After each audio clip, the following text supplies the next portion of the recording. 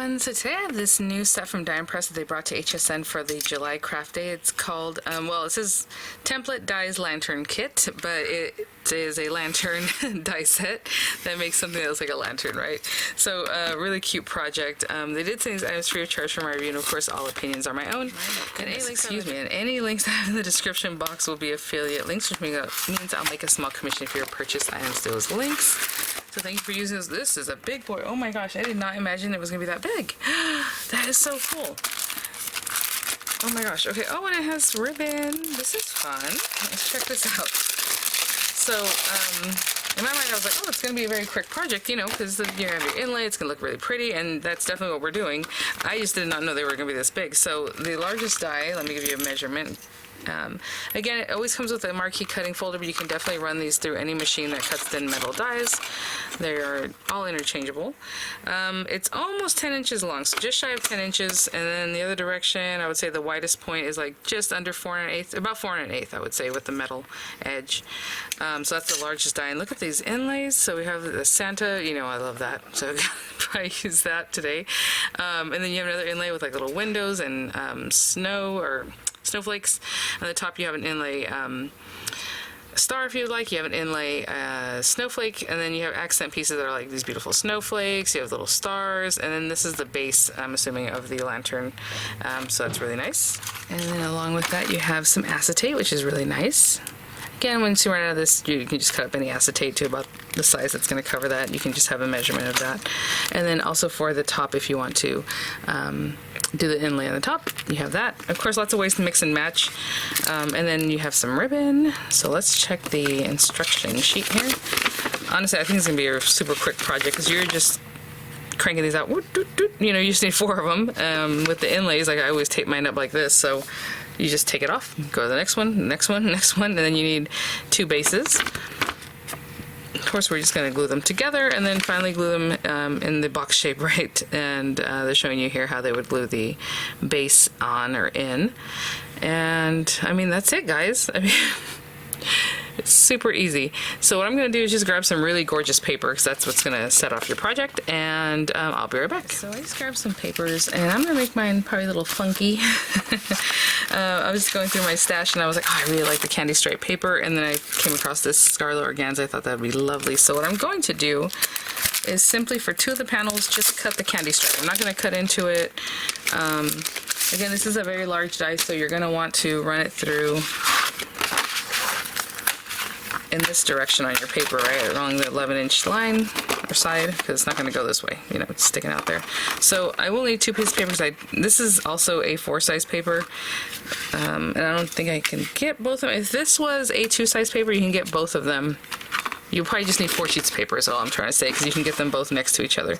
On this paper, I'd be very curious if I can get them both next to each other, but either way, I grabbed 2 pieces of paper. So I'm going to cut 2 that are just like this, just run it through. And then I'm going to cut 2 that are going to have an inlay. And I'm not going to inlay the very top part, but it would be very similar if you do want to inlay the top part. You would just add in the inlay that you want. And I am going to go for Santa today. The window is so cute, especially with the lantern look. It's just really nice. But you guys know I love my hand and made a lot of noise. So I was gonna say, you guys know I love this kind of imagery. So that's what I'm using today. And with these guys, when I run it through, you go like this. And you can cut down your paper, obviously, to fit through your machine. And tape it down, right? You don't want your dies to move, so I would tape those. So I'm gonna run through 2 of them just like that. Again, if you want the inlay, you can grab your inlay. You have that. And then I think I'm also going to get the square base. It says you need 2 of these from the stripe paper, just to be fun. So that way when you're looking through this, you'll see that stripe paper inside. I think that's cute. So we will do that. But for these guys, again, just tape them down so that they don't move on you as you run it through your machine, right? So I will be right back. When I come back, I'll simply have 2 of the candy stripe without an inlay, 2 of this with the inlay.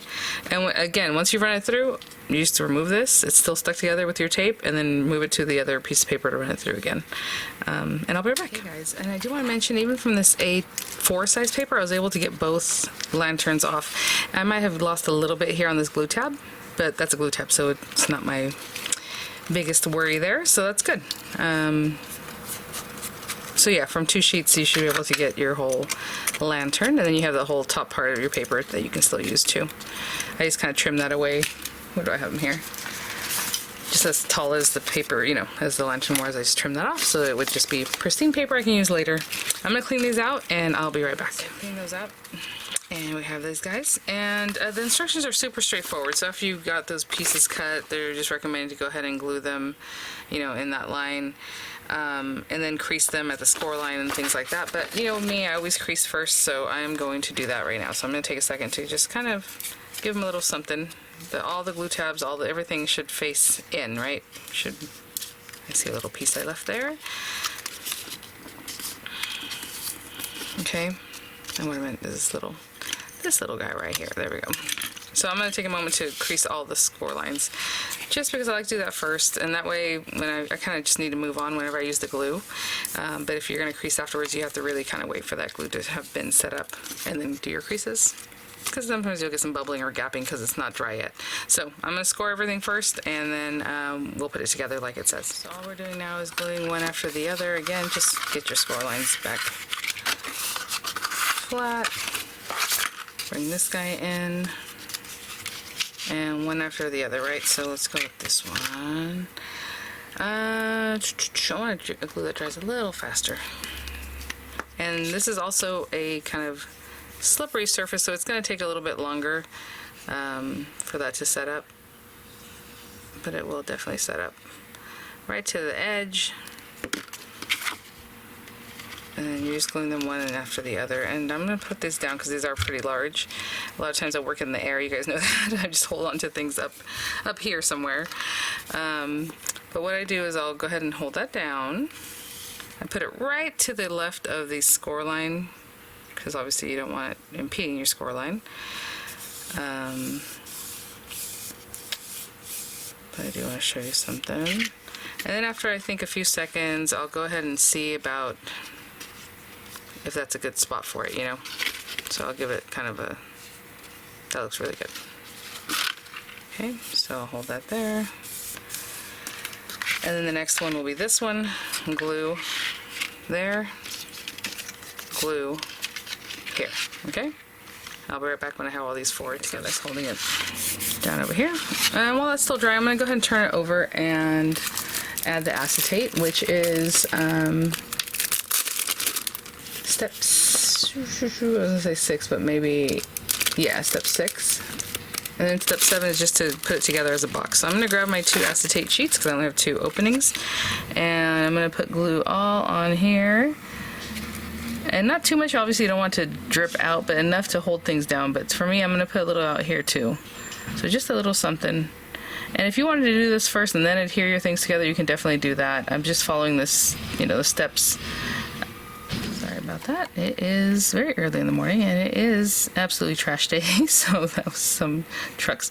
Again, this paper is delicate, so I'm just going to do a little something like this and then really kind of to get that to stay down. And I usually use the back of my hand, so I'm just going to go with the back of my hand and take away some of that extra glue. But you could have done this before putting it together, definitely, because then you could just put the glue and use your hand and all that. And this is a really nice, generous piece of acetate, so it pretty much covers the whole back. So, you know, I put my glue, obviously, without knowing exactly where the acetate was going to be, and that looks great. So I'll do the same thing with this panel. Okay, guys, so once we're here, they're recommending to go ahead and put it together in your square. And again, you know, I have my glue there.